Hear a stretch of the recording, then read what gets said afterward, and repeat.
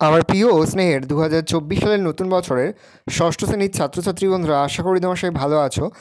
আজ আমরা যে বিষয়টি নিয়ে আলোচনা করব ষষ্ঠ শ্রেণীর সেকেন্ড সামেটিভ অর্থাৎ দ্বিতীয় পর্যায়ক্রমিক মূল্যায়নের ভূগোলের কোশ্চেন পেপার নিয়ে। দেখো সরাসরি স্ক্রিনে কিন্তু আমরা ষষ্ঠ শ্রেণীর সেকেন্ড সামেটিভ অর্থাৎ দ্বিতীয় পর্যায়ক্রমিক মূল্যায়নের ভূগোলের কোশ্চেন পেপারটা দেখতে পাচ্ছ। ফুল মার্কস আমাদের রয়েছে 25 আর সময় তোমাদের রয়েছে 50 মিনিট।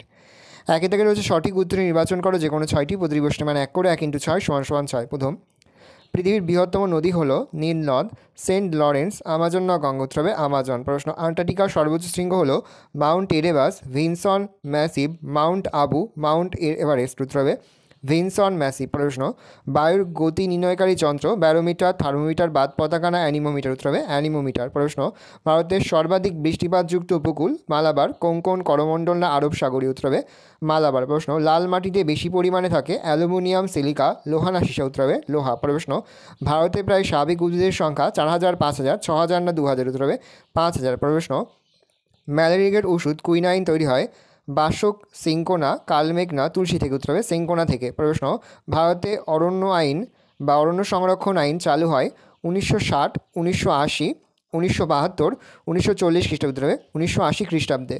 দুই থেকে রয়েছে একটি বাক্যতে যে কোনো দুটি, প্রতিটি প্রশ্নে মানে 1 করে 1 × 2 = 2। প্রথম, বায়ুমণ্ডলের কোন স্তরে জেট বিমান যাতায়াত করে? উত্তর হবে ট্রোপোস্ফিয়ার। প্রশ্ন, আন্টার্কটিকার একমাত্র বাসিন্দা কোন পাখি? উত্তর হবে পেঙ্গুইন। প্রশ্ন, অত্যাধিক শুষ্ক ও উষ্ণ বায়ু কী নামে পরিচিত? হবে লু। প্রশ্ন, ভারতের কোন রাজ্যে প্রচুর বৃষ্টি হয়? উত্তর হবে মেঘালয়। প্রশ্ন, বিশ্ব অরণ্য দিবস কবে পালিত? উত্তর হবে 21শে মার্চ। তিন থেকে শূন্যস্থান পূরণ করো যে কোনো দুটি, প্রতিটি প্রশ্নে মানে 1 করে 1 × 2 = 2। প্রথম, বিশ্ব পরিবেশ দিবস পালিত হয় ড্যাশ। উত্তরে 5ই জুন। বৃষ্টিপাত পরিমাপক যন্ত্রের নাম ড্যাশ। উত্তর হবে রেনগজ। প্রশ্ন, পশ্চিম ভারতের ধূলিঝড়কে কী বলে? উত্তর হবে আধি।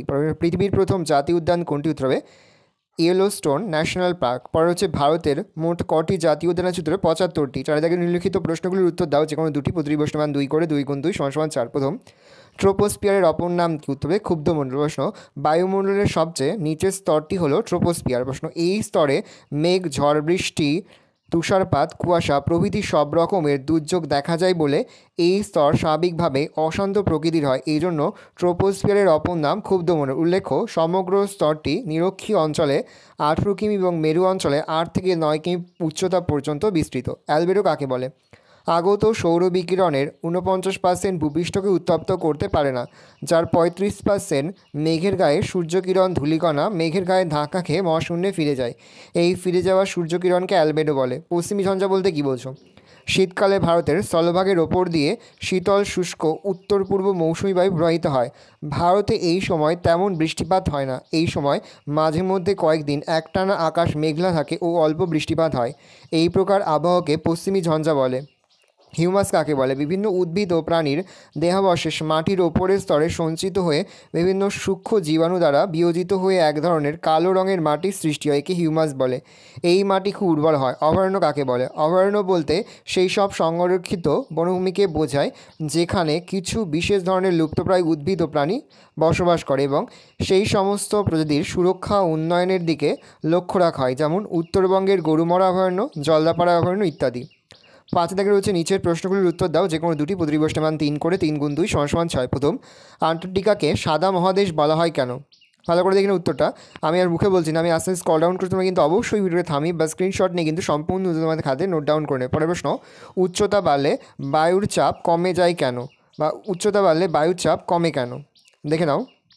প্রশ্ন, মাটির সংরক্ষণের উপায়গুলি লেখো। ভালো করে দেখে নাও, আস্তে আস্তে স্ক্রল ডাউন করছি। পরে হচ্ছে বিশ্ব উষ্ণায়ন কাকে বলে? ভালো করে দেখে নাও। পরের প্রশ্ন, বন্যপ্রাণী কীভাবে সংরক্ষণ করা যায়? 6 দাগে রয়েছে নিচের প্রশ্নগুলির উত্তর দাও যে কোনো একটি প্রশ্নের মান 5। চিত্রসহ শৈলক্ষে বৃষ্টিপাত আলোচনা করো। খুবই গুরুত্বপূর্ণ একটা প্রশ্ন। দেখে নাও প্রশ্নের উত্তরটা। আমি আস্তে আস্তে স্ক্রল ডাউন করছি। ভালো করে দেখে নাও প্রশ্নের উত্তরটা। এই চিত্রটা তোমাদের কিন্তু আঁকতে হবে, শৈলক্ষে বৃষ্টিপাতের চিত্র। চিত্রটা দেখে নাও। 2, বায়ুমণ্ডলের স্তরবিন্যাসের সংক্ষিপ্ত পরিচয়।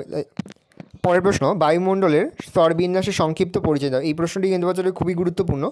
ভালো করে দেখে নাও। 1 দিয়ে পয়েন্ট করবে ট্রোপোস্ফিয়ার, 2 দিয়ে পয়েন্ট করবে স্ট্র্যাটোস্ফিয়ার, 3 দিয়ে পয়েন্ট করবে মেসোস্ফিয়ার, পরের পয়েন্ট করবে থার্মোস্ফিয়ার, তারপরের পয়েন্ট করবে এক্সোস্ফিয়ার। পরের প্রশ্ন, পশ্চিমবঙ্গের সুন্দরবনের লবণাক্ত মাটিতে ম্যানগ্রোভ উদ্ভিদ ভালো হয় কেন?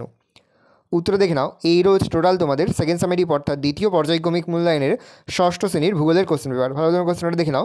আশা করি ভিডিওটা ভালো লেগেছে। ভিডিওটা ভালো লাগলে ভিডিও লাইক করতে দেখতে ভুলবে না। আর আমার চ্যানেল নতুন হওয়া লাগলে সাবস্ক্রাইব প্রেস করে পাশে বেল আইকন প্রেস করে যখন নতুন করে ভিডিও আপলোড করি সবার ফার্স্ট নোটিফিকেশন পেয়ে যাও। আর এই ভিডিওটি তোমার বন্ধু বান্ধবী আত্মীয় স্বজন সবার মধ্যে কিন্তু অনেক শেয়ার করে যাবে। বছর ষষ্ঠ শ্রেণীতে পড়ছে। আমরা কিন্তু ইতিমধ্যে ষষ্ঠ শ্রেণীর প্রতি বিষয়ের সিলেবাস, প্রশ্নকার এবং নমুনা প্রশ্নপত্র কিন্তু আপলোড করে দিয়েছি। তোমরা যদি এখনও পর্যন্ত সেই ভিডিওগুলো না দেখে থাকো, ভিডিওগুলো কিন্তু তাড়াতাড়ি দেখে নাও। তোমাদের সকলকে জানাই আগাম পরীক্ষার অনেক শুভেচ্ছা এবং অভিনন্দন। আশা করি সকলের পরীক্ষায় খুব ভালো হবে।